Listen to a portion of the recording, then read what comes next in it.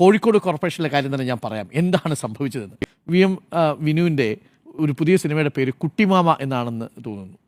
കുട്ടിമാമ എന്നല്ല, പേര് മാറ്റണം. വെട്ടിമാമ എന്നല്ല, ആ വെട്ട് സ്വയം ഏറ്റുവാങ്ങി എന്നുള്ളതാണ് പൊട്ടിമാമ എന്നായി മാറിയിരിക്കുന്നു. പ്രിയപ്പെട്ട വിനു, താങ്കളൊരു മികച്ച സിനിമാ സംവിധായകനായിരിക്കും. പക്ഷേ തദ്ദേശ തെരഞ്ഞെടുപ്പിൽ ഒരു കോർപ്പറേഷൻ്റെ മേയർ സ്ഥാനാർത്ഥിയായിട്ട് നിൽക്കുമ്പോൾ നാമനിർദ്ദേശ പത്രികയിൽ മിനിമം അറിഞ്ഞിരിക്കേണ്ട ഒരു കാര്യമുണ്ട്. ആ കാര്യം പോലും വിനു ശ്രദ്ധിക്കാതെ പോയി. നാമനിർദ്ദേശ പത്രിക സമർപ്പിക്കുന്ന സമയത്ത് ആ പത്രികയിൽ 5ാമത്തെ പ്രധാനപ്പെട്ട കാര്യം ഞാനൊന്ന് വായിക്കാം. വോട്ടർ പട്ടികയിലുള്ള സ്ഥാനാർത്ഥിയുടെ നമ്പരും നിയോജക മണ്ഡലവും പഞ്ചായത്തും സംബന്ധിച്ച വിവരങ്ങൾ. ഇത് വിനു എന്താണ് പൂരിപ്പിച്ചതെന്ന് എനിക്കൊരു പിടിയും കിട്ടുന്നില്ല. വിനു 2020 തദ്ദേശ തെരഞ്ഞെടുപ്പിൻ്റെ വോട്ടർ പട്ടികയിലില്ല. അങ്ങനെയാണെങ്കിൽ 2020 വോട്ടർ പട്ടികയിൽ ആ പേരുണ്ട് എന്ന് കരുതി ആ നമ്പർ വേണമെങ്കിൽ കൊടുക്കാം. 2025 വോട്ടർ പട്ടികയിലും അന്തിമ ലിസ്റ്റിലും ഇല്ല, കരടിലും ഇല്ല, സപ്ലിമെൻറ്റിലും ഇല്ല. അപ്പോൾ പിന്നെ താങ്കൾ നാമനിർദ്ദേശ പത്രിക കൊടുക്കാൻ വേണ്ടി കരുതി വെച്ചിരുന്ന വോട്ടർ പട്ടിക ഏതാണ്? ഞാൻ മനസ്സിലാക്കുന്നത്, ഭയപ്പെടുന്നത് നിയമസഭാ ലോക്സഭാ തെരഞ്ഞെടുപ്പിൻ്റെ വോട്ടർ പട്ടികയാണെന്നാണ്. പ്രിയപ്പെട്ട വിനു, ഇത് രണ്ടും രണ്ടാണ്.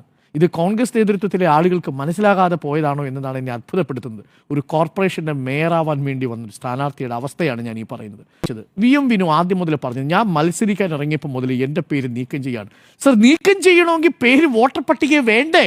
വോട്ടർ പട്ടികയിൽ പേരില്ലാത്ത വിനുവിനെ ആര് വെട്ടാനാണ്? അപ്പോൾ അദ്ദേഹം പറയുന്നു, ഞാൻ എൻ്റെ ഭാര്യയ്ക്കൊപ്പം എറണാകുളത്തേക്ക് പോകുന്ന വഴിക്കാണ് ഈ മാലാപ്പറമ്പിലെ 4ാമത്തെ നമ്പർ ബൂത്തിലെത്തി വോട്ട് ചെയ്തത്. വോട്ട് ചെയ്തിട്ടുണ്ടോ താങ്കൾ? ആ 3 തവണ വോട്ട് ചെയ്തിട്ടുണ്ടെങ്കിൽ താങ്കൾ തദ്ദേശ തെരഞ്ഞെടുപ്പിൽ വോട്ട് ചെയ്തിട്ടുണ്ട്. ഒരു തവണ വോട്ട് ചെയ്തിട്ടുണ്ടെങ്കിൽ അത് ലോക്സഭാ തെരഞ്ഞെടുപ്പിലാണ്. മിനിമം ഈ കാര്യമെങ്കിലും ധാരണ ഉണ്ടാകണമായിരുന്നു എന്നുള്ളതാണ് അങ്ങയുടെ സിനിമയെ ഇഷ്ടപ്പെട്ടിരുന്ന ഒരു പ്രേക്ഷകൻ എന്ന നിലയിൽ കൂടിയാണ്, ഒരു സുഹൃത്ത് എന്ന നിലയിൽ കൂടിയാണ് എനിക്ക് അങ്ങയോട് ഇത് പറയാനുള്ളത്. അതുകൊണ്ട് വിനുവിൻ്റെ കാര്യത്തിൽ വിനു പറഞ്ഞതും പിന്നീട് ചില കോൺഗ്രസ് നേതാക്കളെങ്കിലും അത് CPM-നെ നേരെ തിരിച്ചു വെച്ചതും 8 നിലയിൽ പൊട്ടിപ്പോയി എന്നുള്ള കാര്യമാണ് എനിക്ക് ആദ്യമേ പ്രേക്ഷകരോട് പറയാനുള്ളത്. 3 അവസരം കൊടുത്തിരുന്നു. ഒന്ന്, ഒക്ടോബർ 25-ാം തീയതി അന്തിമ പട്ടിക വരുന്നു.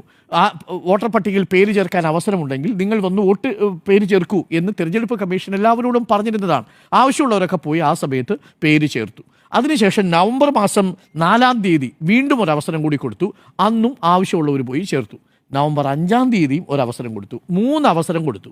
അതിനുശേഷം സപ്ലിമെൻ്ററി ലിസ്റ്റ് ഇറക്കി. ഈ ലിസ്റ്റ് ഒന്നും ഇറക്കിയപ്പോൾ തൻ്റെ പേര് ഈ വോട്ടർ പട്ടികയിൽ ഇല്ല എന്നത് എന്തുകൊണ്ടാണ് വിനു അങ്ങ് മനസ്സിലാക്കാതെ പോയത്? അഥവാ വിനുവിനെ സ്ഥാനാർത്ഥിയാക്കി നിർത്തിയ കോഴിക്കോട്ടെ കോൺഗ്രസ് നേതൃത്വം എന്തുകൊണ്ട് അത് മനസ്സിലാക്കാതെ പോയി എന്നുള്ളതാണ്.